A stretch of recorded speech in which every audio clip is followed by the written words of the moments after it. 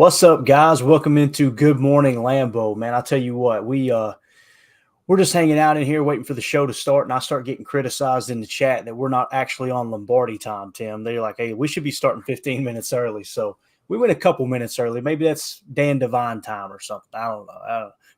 We'd probably be a few minutes late if it was Dan Devine, though, right, That Tim? Clayton Bigsby time right there. Clayton Bigsby, Lord have mercy. I love it. Once again, I get the notification that we're not streaming on Facebook, so there you go. We'll work on that again. I don't know what's going on over there with Zuck. Hey, Zuck, if you're listening, I know you're watching this show, Zuck. Figure it out, bro. All right, figure it out. Let's go to the chat. We got Carly Ray in the house. We got Red Mo, Derek K, Bleeding Green. Love that name, man, by the way. Jeremy Burt's in the house. Let's see who else we've got in here. Yeah, we got a crew, man. I love it. Absolutely love it. All right, good stuff. All right, let's do this, man. Yeah, there you go. Carly Ray says 2 a days. Clayton in here putting in work more than the NFL player. I don't know about that. I'm over here clicking a mouse, man. They're putting their body online. Nah, but I'm having fun, man. Like I said in the chat, can't get enough of hanging out with all y'all. It's been a blast, talking ball, and you guys kind of force me and hold me responsible, right, to go dig a little bit deeper and figure out what the next game's about, what happened in the previous game. It's been a lot of fun. But Tim, I know yesterday was Veterans Day, right? Let's kind of kick this thing off with something that actually matters, unlike 90% of this joke of a show that we do. But yesterday was Veterans Day, obviously. And you came across a really cool article, right? If you would just kind of let everybody know about that real quick. Yeah, absolutely. I believe Bill Huber retweeted it on Twitter. And this is from SI.com, Packer Central, written by Jacob Westendorf. Pretty cool article here. It says, tattoos show meaning of Veterans Day for Packers receiver Christian Watson.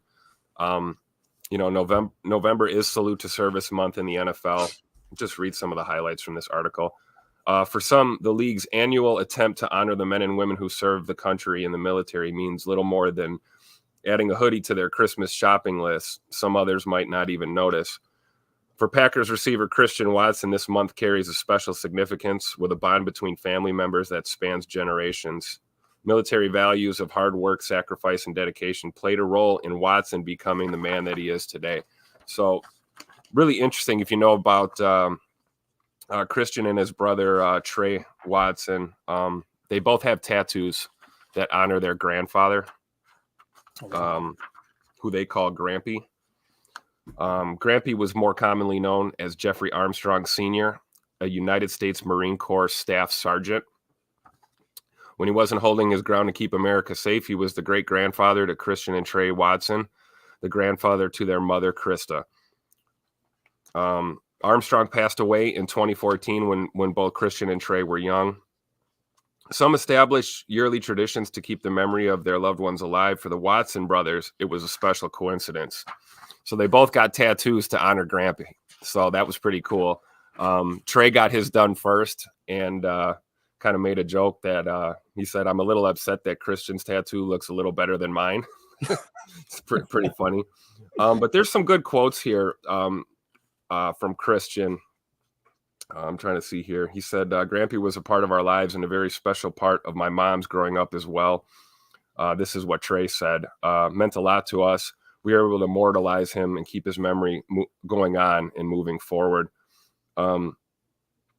He said Christian said, I wanted a tattoo that displayed what meant a lot to him. I think he took pride that he was in the Marines. I had multiple family members in the military that served as well. I wanted to do something that signified who he was, what he cherished, and what he took pride in. I think he took a lot of pride in serving his country. So, I mean, you guys can read this article. It goes on from here. But, I'm one of these guys. I'm not a tattoo person.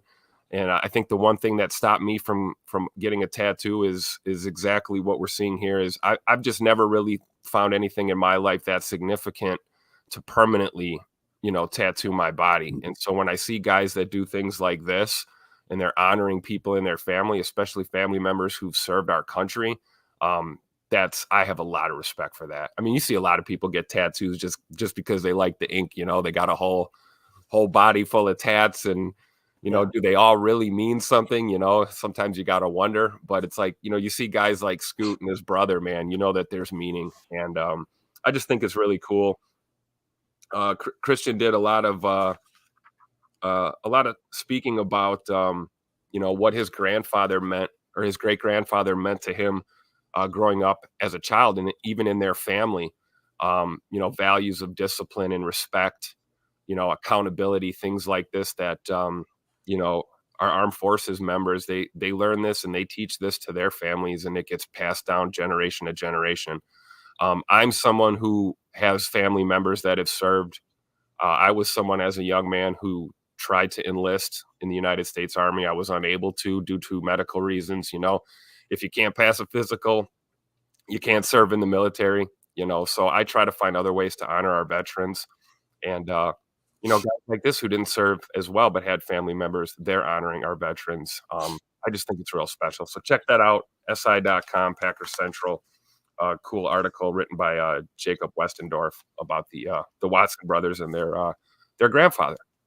Yeah, definitely good stuff. Yeah, it's something that means a lot to me. I didn't get to meet my mother's dad. He passed away before I was born, but he served in World War II. And then my brother served in Operation Desert Storm there in the early 90s. So, you know, it's definitely near and dear to my heart when you hear about other families who, you know, have made sacrifices. I don't feel like I sacrificed a thing, don't get me wrong, but I know my mom, I remember getting ready to catch the school bus. And we lived on Pine Street back home in Kentucky. And I remember watching the news and watching the explosions and everything, you know, with the first, you know, Gulf War there. I always refer to it as the first Gulf War. I don't know if it's technically the right way of saying it, but Desert Storm. And I remember her just being tore up, man, because we knew Alan was over there, my older brother.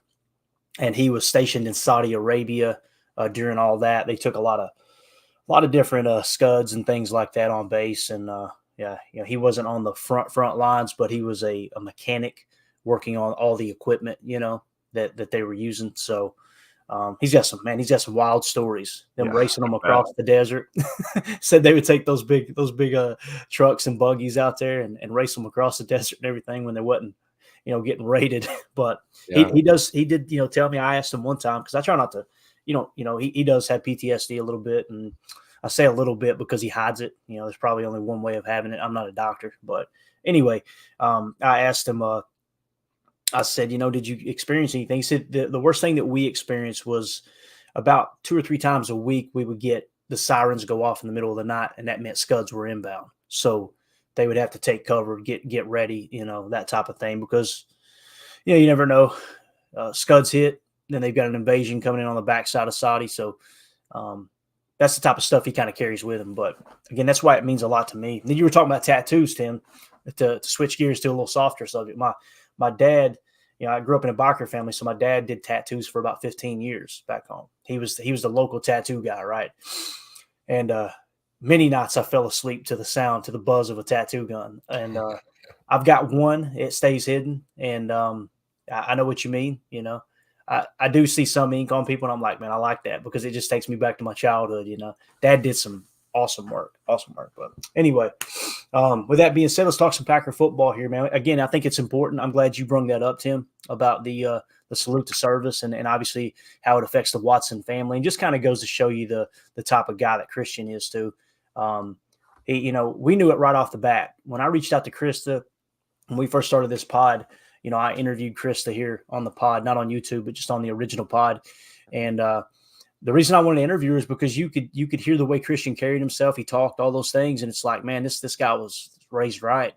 And just reached out to her. She's like, yeah, I'd love to talk to you. And just hearing her talk about how all the sacrifices it took, them having to divide and conquer to get to those practices, because obviously his brother was playing. I think his sister was an athlete as well, and her, you know, kind of I guess you could say raising them on her own for the most part, you know, coming from kind of a separated, you know, family, if you will.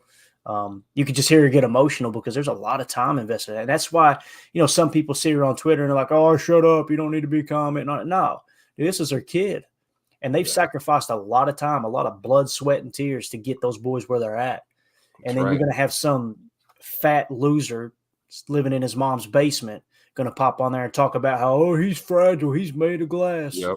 I'm the same way, man. Like, and you know what? I have so much respect for Krista too, because she'll deal with it heads up. Like, absolutely. she doesn't shy away from that. If you're going to be on that BS, mama's going to call you out. Absolutely. And it's always gold. And she has a way about how she handles herself. And you can see that in her sons.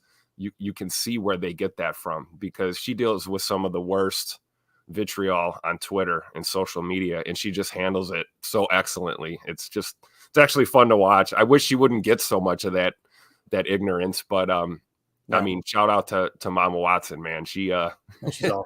She's awesome, dude. She handles it so well. And real quick, before we move on, Clayton, I think it's important, like what you said in this article. I thought it was very well written, where he says, November is Salute to Service Month in the NFL. For some, the league's annual attempt to honor the men and women who serve the country, et cetera, et cetera. I like how that's worded. The attempt. Right. Make the attempt to honor these men and women who make these sacrifices for all of us, because I don't know how hard we can try or how many attempts we can make. I don't know if we ever could fully honor these people in the way that they deserve. So just taking the time to make that effort and that acknowledgement. Anyone in your life, if you know someone who served, just let them know they matter and that you appreciate it, because, veterans in this country right now, they don't get the respect that they deserve. I'm just going to put it out there and say that. So, and also, salute to Aaron Jones and the Jones family today, family of veterans, Alvin Jones Sr., and Mrs. Jones, Aaron's mother, served as well. So, thank you to all the men and women who, serve our country and allow us to do what we're doing right now, which is talk some ball. Absolutely. Very well said. Very well said. I want to say congratulations to Paul Robertson, became a new YouTube member of the PTA posse. He's in. He's got a chance to win a jersey. I was going to say, Carly in here doing the legwork for us, explaining to him that he might win a Dave Robinson jersey tomorrow night. That's kind of cool. But, unless you listen to Eric Sutherland, he claims that the will is rigged, right? Haven't seen Eric in here in a while. We got to get Eric back in. I love that guy. But, like I told him, it's the most safe and secure will in U.S. history. And I'll just leave it at that. So, all right, let's do this, man. Let's talk a little Packers Steelers. All right. Packers.com put a quick video out. I thought it was really cool. They kind of talked a little bit more in detail about Mike Tomlin. You guys know the most important matchups for me. When I look at two teams and I go, okay, who can win this game, right? There's three matchups for me. It's going to come down to head coach versus head coach, quarterback versus quarterback, right? Obviously, whether they're on the road or not, it's just kind of a given. There is such thing as home field advantage. I think we would all agree.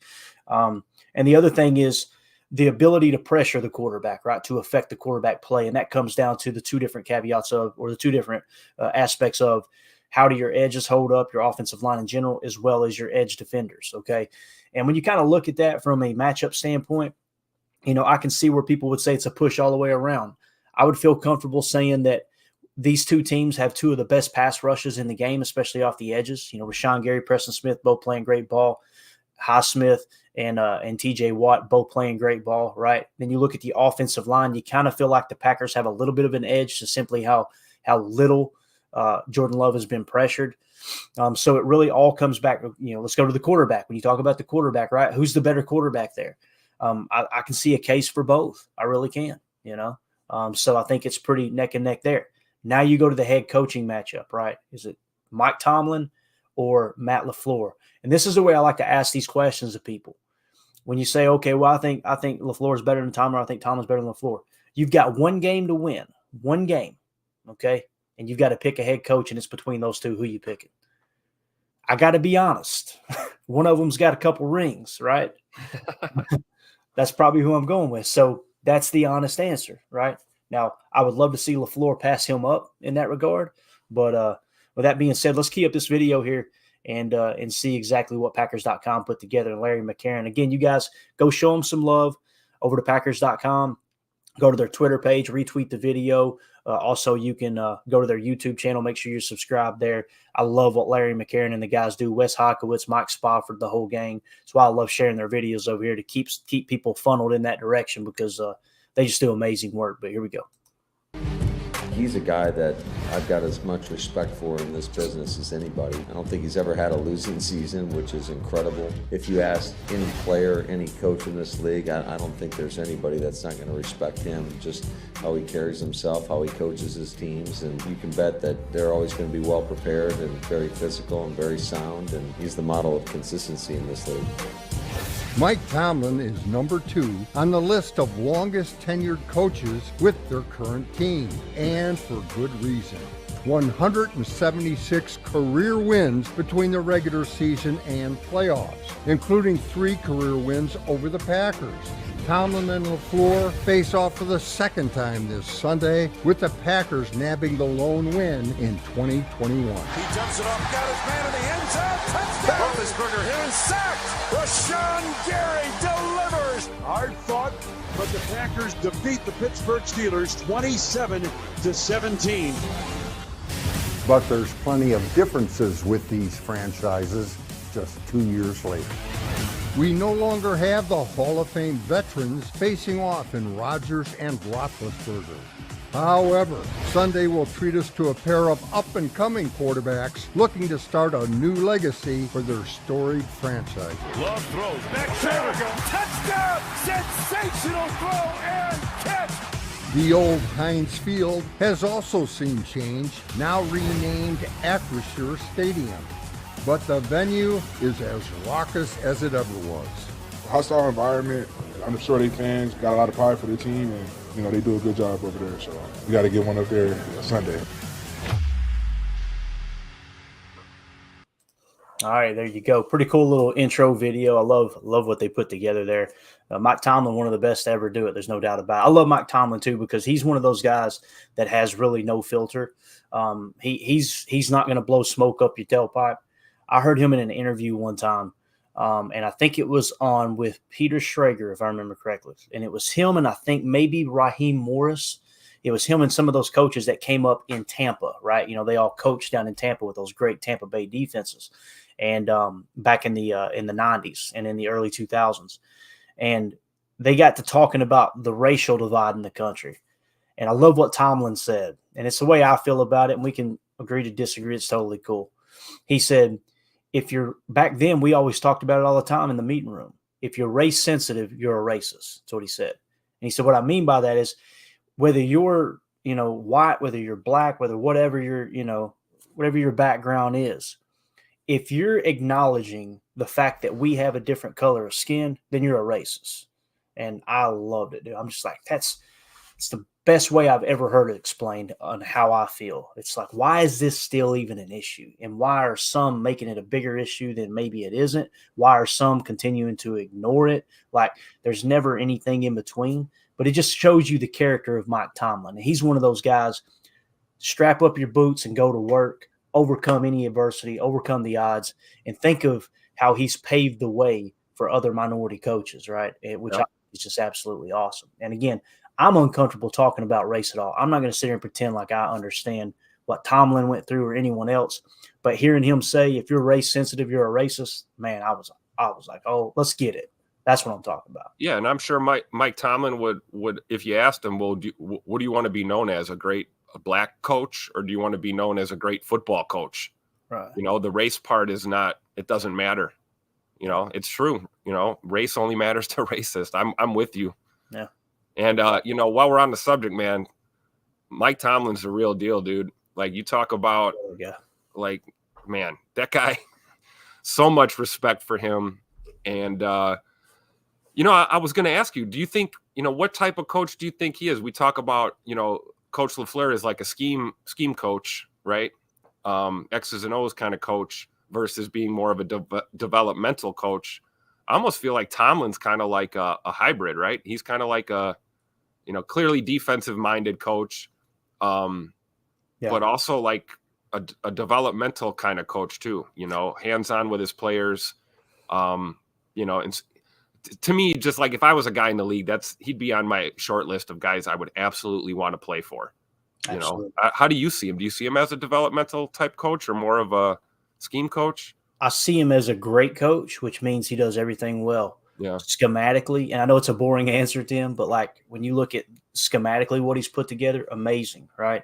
When you talk about the players they've developed, it seems like every single year you see another young player just all of a sudden emerge. Look at Highsmith now, right? Yeah. And obviously TJ Watt. Many teams passed on TJ Watt, including the Packers. But you've seen him kind of take those guys and just mold them into great players. And on top of that, he's a leader. He's one of those guys that, sometimes people talk so much that people stop listening. He knows how to grab the attention of his team. He knows how to motivate his team. He's a great motivator. And that comes with going to bat for him and letting them know, look, if you're willing to sacrifice everything for me, then I'm going to sacrifice everything for you. I'm going to have your back. I'm going to treat you as fairly as anyone you'll ever meet in your life. But we're coming in here to work, period, case closed. That's just, he's a no-nonsense kind of guy who knows how to relate to his players. He's a developmental coach. He's a great defensive mind, all those things. He's just he's what you're looking for in a head coach. And like some people mentioned in the chat, we'll get to here in a second. I'll actually tag it here because I want to get to these super chats. There are some Steeler fans that want him fired, and we'll kind of talk about one decision that many people see as a negative decision for him that he's made, but nonetheless, still a great coach. Bleed Green, thank you so much for the super chat. He said, how worried are y'all with Ja and Walker doubtful? I don't know if worried is the word, Bleed Green, because we've kind of got to the point in the season where I don't think any of us are going to sit here and pretend like we're competing for a Super Bowl, although I think we would acknowledge anything can happen, right? We've seen it in 2010. That's what I always go back to, because people are like, oh, quick, you need to be realistic. I'm just telling you, there wasn't a soul on earth that thought the Packers had a chance to win a Super Bowl in 2010, especially when those injuries started happening. But with that being said, my mindset has definitely shifted into we need to identify the good young players and make them core members of this team and build around it, right? That's what's probably most important. So worried about John Walker being doubtful? I'm not, because it gives people like Isaiah McDuffie an opportunity to rise up like he did last week and play pretty good. It also puts the spotlight on Carrington Valentine, which we're going to talk about here in a second. All those things, right? It's important. If the question is, do I think they'll play? I think probably not. My money would be on they're both probably not going to play tomorrow. But Tim, what do you think about that question, buddy? You stole my thunder. That's my answer. I'm with you. Yeah, they're clearly not going to go. And I guess if I had to pick one, I guess the worry or concern would probably come with the secondary. With Ja being out, and that's not a knock on Quay. You guys know I'm the president of the Quay Walker fan club.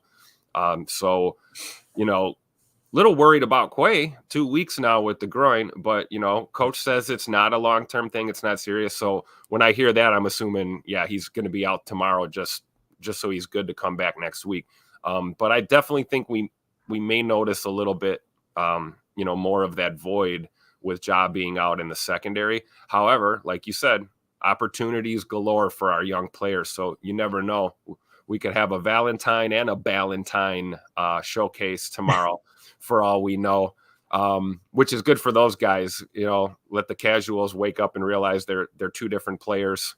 They're not just because they sound similar. You're talking about two different guys who play, same position. But yeah, I think the middle, I feel good about Zay McDuffie. And of course, Devondre Campbell, we'll talk about a little later, is just quiet as kept, having himself a year since coming back from injury and even before the injury too. So, I'm not worried. I'm with you, Clayton. I think let the kids play, as we've been saying since preseason, right?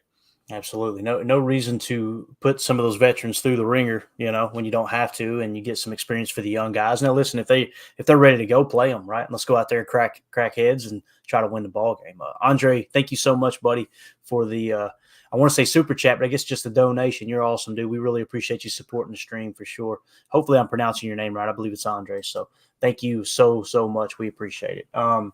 Let's do this, man, since we kind of already talked about it a little bit with the defense and Valentine. Why don't we kind of stay in that vein, and then we'll come back around to the Steelers passing game. Unless, you know what, let's just do it in order. It'll be all right. We'll start with the Steelers passing game. Let's do that. Paul Robertson said the fact that there are Steeler fans that want Tomlin fired is ridiculous. I completely agree, Paul. But one thing that he's catching the most heat for is Matt Canada, their offensive coordinator. Their offense has been really bad the last 2 years, right? And many of their fans attribute it to Matt Canada, his play calling, all those things. Honestly, it sounds a lot like the Joe Barry situation in Green Bay, to be honest with you. The only difference is their offense is a bottom 10, bottom 5 offense, and our defense is a top 10 defense. Right? So, now, again, I know we're only 8 games in, 9 games in, whatever it is. Yeah, 8 games in, and we're not allowed to acknowledge anything yet until we, I guess, get to week 13 and we play the Chiefs. But it's just wild. I got to stop doing it, but it cracks me up every time I see it.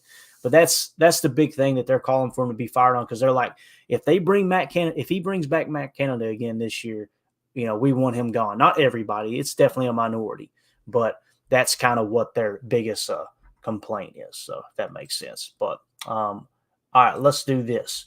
Let's go to their offense since we're talking about Matt Canada, right? Let's start with their completion percentage, okay?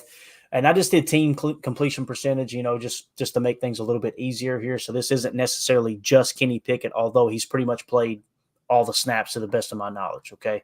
So when you look at completion percentage, you see they're 28th in the league at 60.7%, okay? The Packers are right behind them at 59.8%. So we are officially no longer the worst completion percentage team in the league.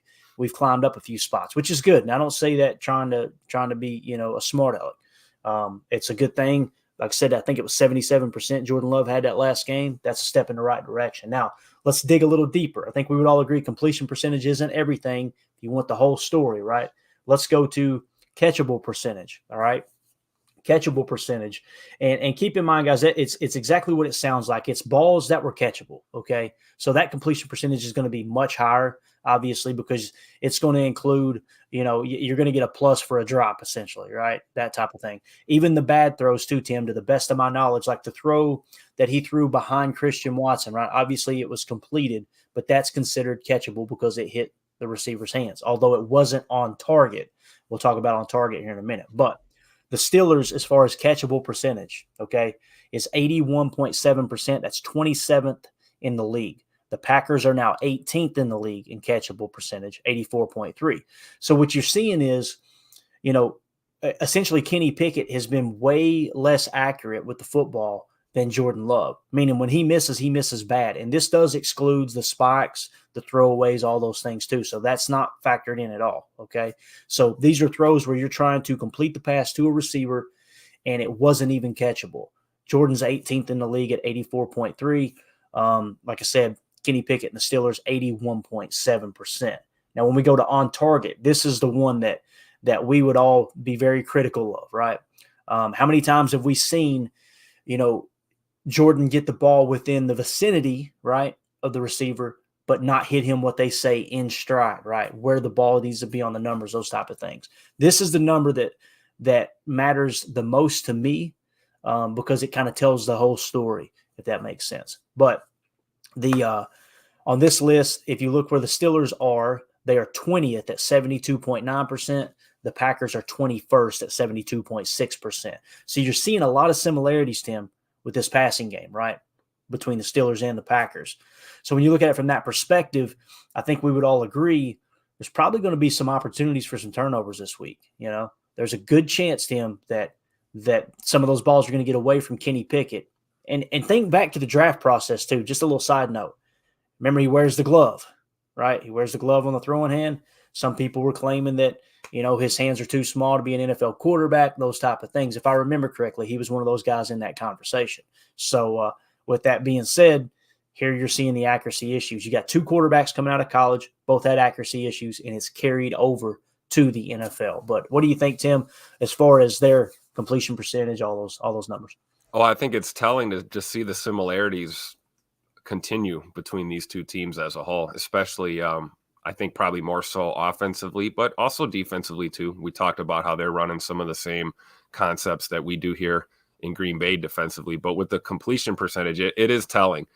I do think Jordan Love is a better quarterback, plain and simple. I truly believe that, regardless of what the too. numbers say. And I think there's truth to what you're saying with Pickett in this, possibly undersized hands. That would explain a lot with the glove, get you a little extra purchase on the ball, a little extra grip, help you spin it. I know a lot of quarterbacks usually don't go to a glove unless it's super bad weather or something. I mean, we've seen guys do that before. Big Ben has done that before in Pittsburgh.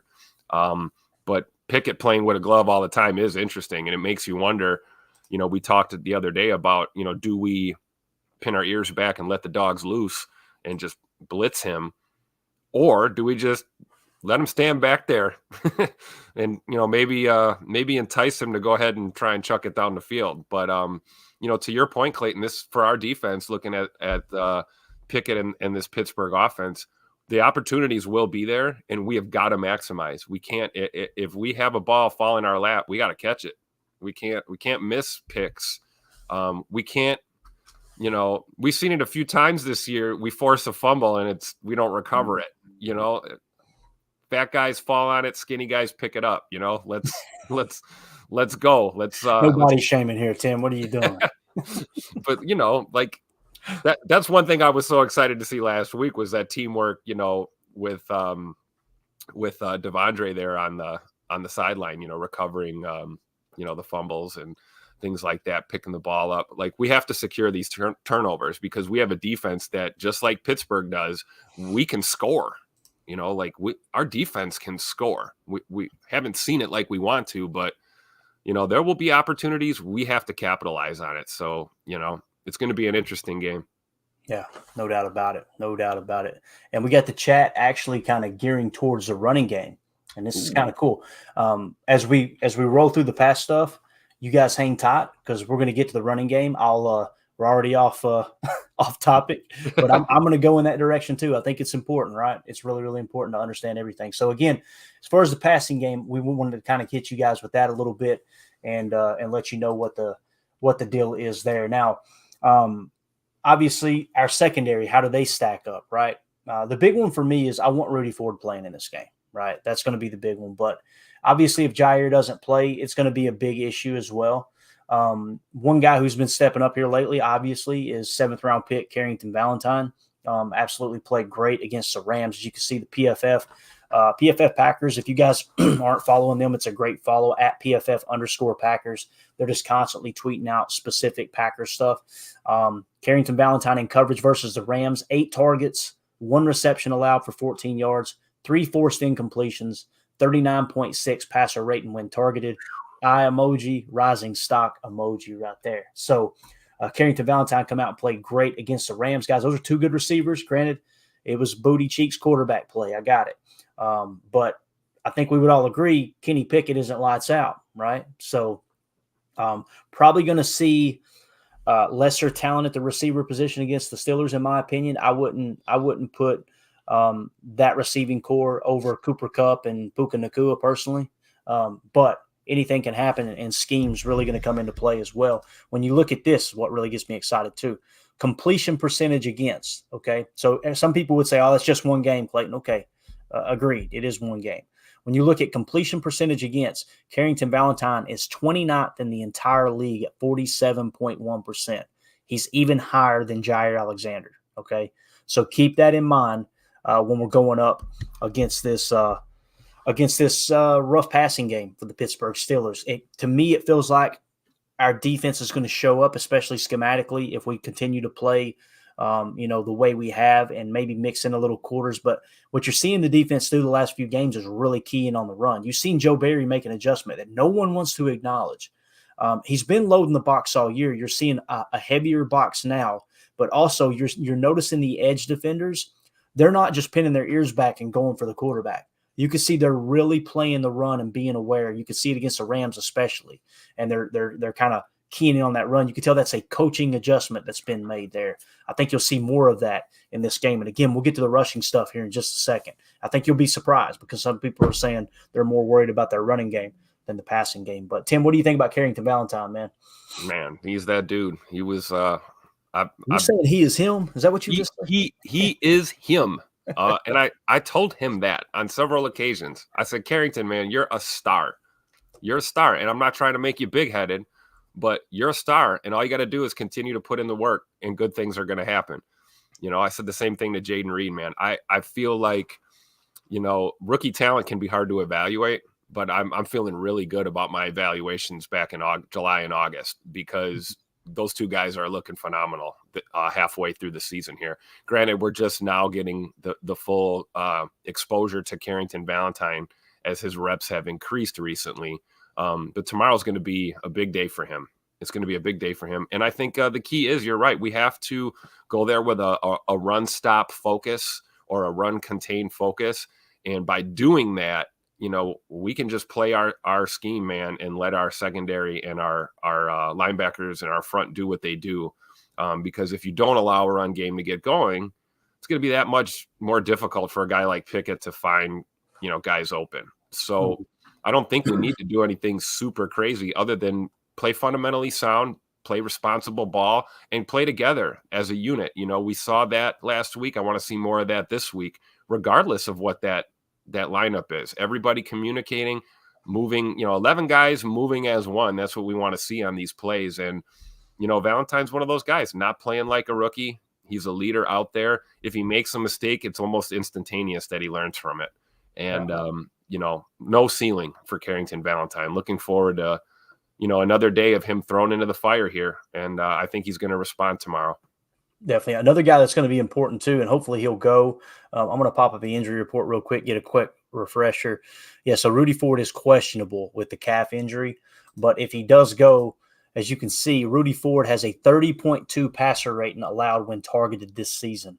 And I don't know where that ranks amongst PFF, but it's got to be right up there toward the top, probably top 5. Just someone who's played absolutely lights out this year against the pass.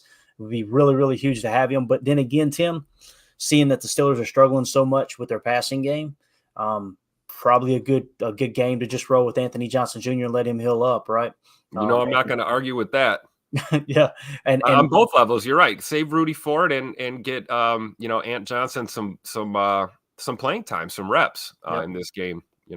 Same logic we just talked about with Quay, right? Like, yeah, he's probably good to go or close to it, but let's hold him one more week and get him back next week. Yeah, definitely. So let's go to those chats I was mentioning. Okay, we'll kind of shift the run defense here. Bleed Green said, I'm not concerned about the Steelers passing game. To be honest, it's a run game. If the Packers defend the run good for a third straight week, I'll be very pleased. And then Reb Mo in the chat says, agreed, Bleed. Warren runs hard and Harris is hard to bring down, although the line doesn't necessarily do them any favors. Very good point there. Really, really nice combination they have at running back. I know we talked about that earlier in the week, Tim. Derek K says run defense wins or loses the game. And Bleed Green says if the Packers play the run like they did last week, we win. So check this out. I just went ahead and pulled it because I'm like, you know what? I was going to key in around the passing game and really show the comparison between Pickett and Love and how those the teams are kind of similar in that regard. But I just pulled up yards per carry. Okay, let me take this off here. And again, guys, thanks for joining the conversation here with us. We appreciate it. This is yards per carry by team. Okay, look where the Steelers are at yards per attempt, 3.7 yards per attempt. I mean, they are struggling to run the football. Look where the Packers are. We're now at 4. We're 20th, or I'm sorry, 19th, tied for 17th actually.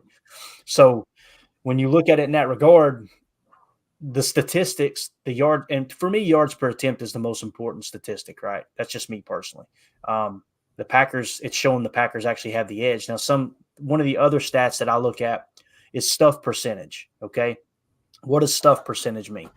It means the percentage of plays in which you hand the ball off, you're running, right? And your running back is either stuffed at the line for no gain or lost yards. The Steelers are the worst team in the league in stuff percentage at 26.3% of the time they're stuffed. Okay. The Packers are 20th in the league at 20% flat. So when you look at the Steelers running game, I understand what you guys are saying because we still got a little bit of that, flashbacks from having a bad run defense. Barry's made some adjustments, and also the Steelers seem to be booty cheeks as far as yards per attempt and, like I said, stuff percentage. So what do you think about that, Tim? Obviously, it's only a stat. It's only a number. You got to go out there and perform. But am I being too lenient here? Because I'm not really cautious at all over their running game. Am I missing something here, man? No, I don't think you're being too lenient, but I will say that I hope the Packers don't, go into this game, I don't know, with the wrong attitude, I guess. The attitude of oh, well, they're struggling to run. They've got some talent back there. We can play off and this, that, and the third. It's like, no, play this team like you would play any team that has a running game, and trust our guy.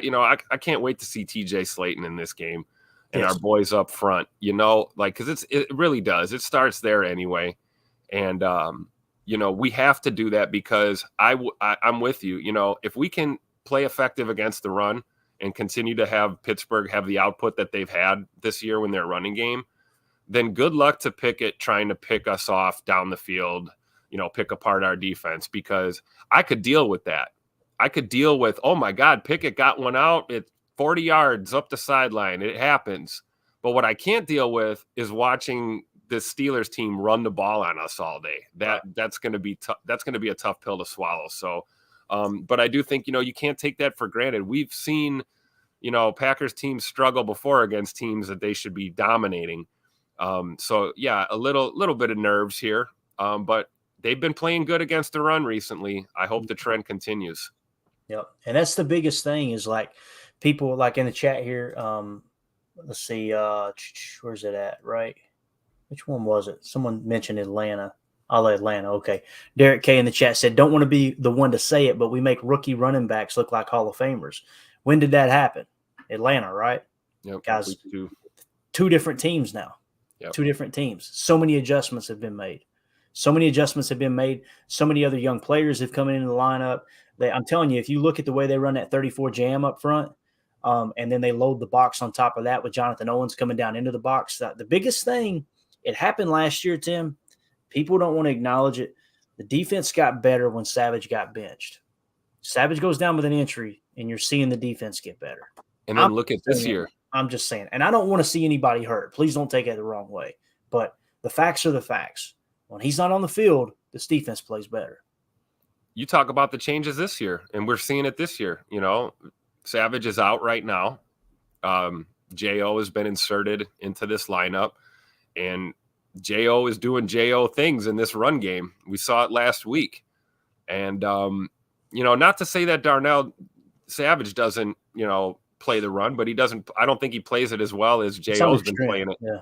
Yeah. And, and we got complimentary guys back there. Like you talk about Rudy Ford. I think Rudy Ford is just as much of a threat in the box sometimes too, and in the run game, but also brings that presence on the back end. And, it's crazy. We had a lot of concerns with safety going into the season and even dealing with injury at the position. I like the way our guys have been playing recently. So, yeah, man, it's time, man. We've got to stop the run tomorrow, and starts up front, but it's often finished in the middle and the back end too. So we're going to talk about that yards per carry. Yep. Drew D in the chat said, "Yep, get rid of Savage, addition by subtraction." And again, I'm not here to dog on anybody. You kidding me? Imagine me out there trying to play safety. Yeah, and let's touch on this too real quick. Darnell Savage is a phenomenal teammate and a phenomenal guy in the locker room. He's engaged. No doubt. So yeah, we're not knocking Darnell Savage at all with these comments. This is just our analysis, looking at it objectively. I'll tell you who I do knock, Tim.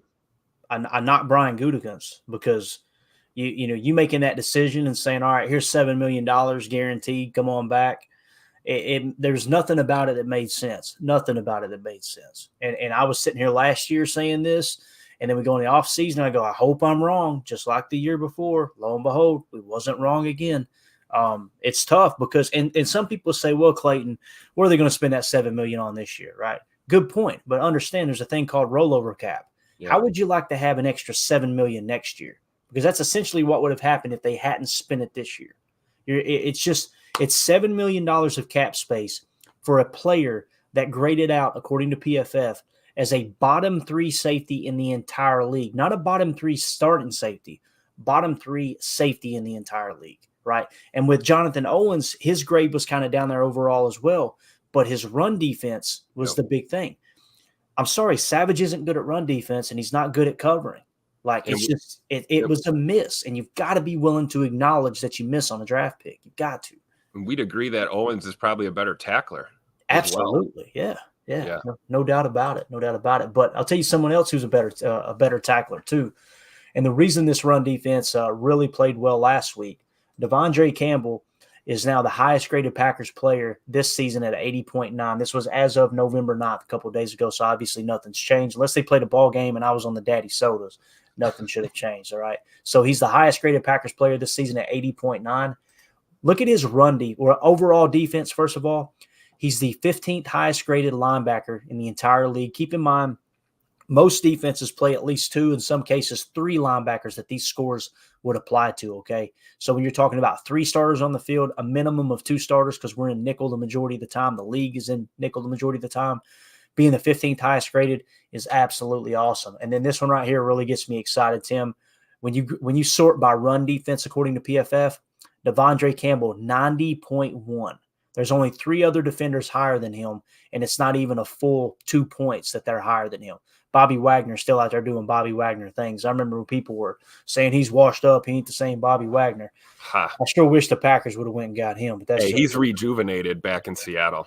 Absolutely. I mean, yeah. So with the run defense from Devondre Campbell, I know this, the fact that he's healthy, he played last week, and he's going to be out there again. Again, let's flash the injury report real quick just to make sure we're not overlooking any kind of injury status for him.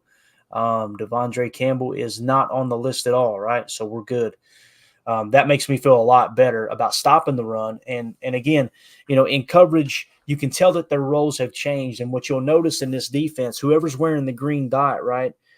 You've seen Quay take over the green dot duties. It seems like Quay is kind of that pass cover linebacker, and Dre is going to be more of the cover in the flat so he can play the run fit a little bit closer. It's definitely paying off for the Packers, right?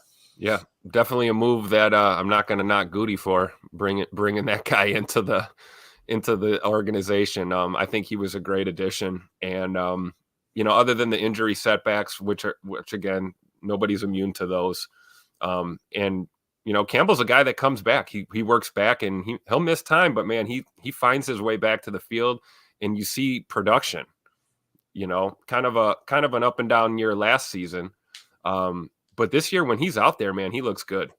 And a guy that you can just trust, a guy that you can trust in the middle of the field to be where he needs to be, do his job, and also, kind of captain the ship a bit and make sure guys are where they need to be as well too. And Dre is a great leader, another lead by example guy. He's not a flashy guy. He's a blue collar linebacker. He's going to get in there and get it done and make those plays, and he's going to make guys around him better. That's what the great ones do. And I'm thrilled that Devondre Campbell is a Green Bay Packer. I really am. And we need to appreciate the fact that we've got him on this team, because with no Quay, if we had no Dre and no Quay, now we're looking a little different at our middle linebacker position. And that's not a knock on McDuffie either, but these are solid pieces, and seeing Dre with the green dot tomorrow is going to be fun. Calling our sets, keeping guys ready to roll with this defense. Definitely. Omer in the chat, I'm trying to say it better. I hope that's correct, Omer. There's a debate going on now because some of us down here in Redneckville, USA say Omar, right? Because we're so used to seeing that. But Omer in the chat says the MVP of the coaching staff is Joe Barry. The D now top 10 in the NFL for yards allowed, less than 20 points a game allowed, and they're looking great on D-line stopping the run. Omer? They're not going to call him Omer. They're going to call him something else. He just said Joe Barry's the MVP. Believe me, man, I've been on the front lines fighting that fight all year long, and I am battered and bruised from Twitter. But again, you won't hear me say, and I don't necessarily disagree with you, Omer. Look, the facts are the facts. That's what they're performing like. Immediately, somebody in the chat will say, well, who have they played? Okay, they can only play the schedule they got. Now, people immediately shift to DVOA. I don't want to get in this conversation again. All I will say is you will never hear me say that I think Joe Barry is a great defensive coordinator. all I can do is watch the tape, know, okay, here's what the schematics are. This is what the scheme called for on the play. Did they execute the play or not? No, they missed a tackle. No, they blew a coverage. That's not on the DC, okay, in my opinion. Now, people say, well, it's his job to coach them up. The DC isn't in practice. You've seen it, Tim. He's not over there working with every position group. You can't. You've got a staff put in place, right? Guess what? Joe Barry didn't hire that staff. Matt LaFleur did. There's all the things you got to take into consideration for sure. So just want to mention that. Drew D in the chat. We'll wrap it up with this, guys, because I got to get going. I cannot let my wife down today. We've got some plans, and we're going to keep it under an hour. Drew D in the chat says, I think sometimes when people want to criticize Goot for draft picks, they forget how good he has been in free agency. Campbell, another example. Abso-freaking-lutely, Drew D. Great comment, Drew. Great point. Again, he's missed on some draft picks. It's not so much that he misses on draft picks. People immediately go to that argument and go, every GM misses on draft picks. Absolutely they do. I completely agree. But the good GMs, the great GMs, acknowledge they miss and move on from the player. And that's definitely, I would grade Goody in the bottom 5 of GMs in the league in that aspect, that he just won't give up on the players that he drafts, right? You've seen it with Amari Rodgers early on, right? And I'm not saying they should have cut Amari early on, but continuing to march him out there as punt returner was just, I mean, it was malpractice, right? While Keyshawn Nixon was on the team. Yeah, exactly. And again, if someone told me, hey, look, Rich Bisaccia wanted Amari over Keyshawn, if that came from Rich's mouth, then I would let Goody off the hook. But you've never heard Rich say that. And Rich is the reason that Keyshawn Nixon is here. It's obvious that was his guy. But I guarantee you, when they met with LaFleur, when you've got LaFleur and you've got Brian Gutekunst and Mark Murphy with those, daily, weekly meetings, whatever, guarantee you Goody's sitting there going, hey, we got to get that 3rd round pick on the field. I'm telling you, he's dynamic. He did great things in the punt return at Clemson, all those things. That's just the way I see it. But that's really the only fault I have as far as Goot's biggest knock, Chris M with the super chat. Thank you, buddy. Let's keep it real. Goot is booty cheeks. I respectfully disagree. I don't think Goody is booty cheeks. All right. Look at us in here rhyming again. I don't think he's booty cheeks. I don't understand the people that if you criticize anything about what he's put together, it's like, you're a moron, you're an idiot, you're not allowed to criticize our general manager. That's just silly to me. If you see it, you got to say it, right? And that's what we're going to do, man. We're going to continue to point those things out. But again, thank you for the super chat, and thank you for the little chuckle there. Again, I just want everybody to know, I don't agree. I respectfully disagree, but I'm definitely not one of those Goot defenders that no matter what he does, 1 second, oh, Rasul Douglas, what a great signing. Oh, he's amazing. Goody needs credit. And then he trades him away, and people were like, oh, what a great move. He traded him away for a 4th round pick. He traded him away for some Gatorade and a bag of footballs. Like, you can't have it both ways, guys. So, and again, it just cracks me up because you can go to people's Twitter and just search Brian Gutekunst, and you won't find a single negative comment about Brian Gutekunst over the last however many years, right? Same thing with Aaron Rodgers. The people who ended up hating Aaron Rodgers, if you go search Aaron Rodgers on their timeline, I'm just petty enough to do this stuff. You won't find a criticism of Aaron Rodgers until he came out and said he was immunized. I'm sorry, it just won't happen. Yep. Some of the people that are his biggest haters, they propped him up like a hero before that whole COVID thing. But it is what it is. It's funny with Aaron Rodgers, all the criticism seems to come from the off the field crap. There's not much in the line of on the field related criticism, being that he's the greatest thrower of the football ever. So yeah, just leave it at that. Yeah, I agree. But all right, guys, we're going to get out of here. We did it, Tim. 55-minute mark. Yeah. I'm going to go downstairs and save my marriage. All right. But I want to thank everybody in the chat. You guys were absolutely awesome. The chat was lit up this morning.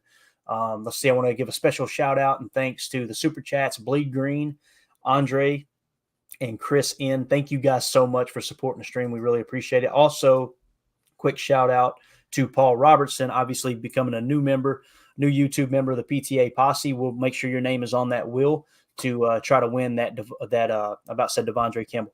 that Dave Robinson autographed jersey that we're going to be giving away during the post-game show this Sunday. And if you guys, like I said, the cutoff is tonight at midnight, okay, 11:59 p.m. tonight.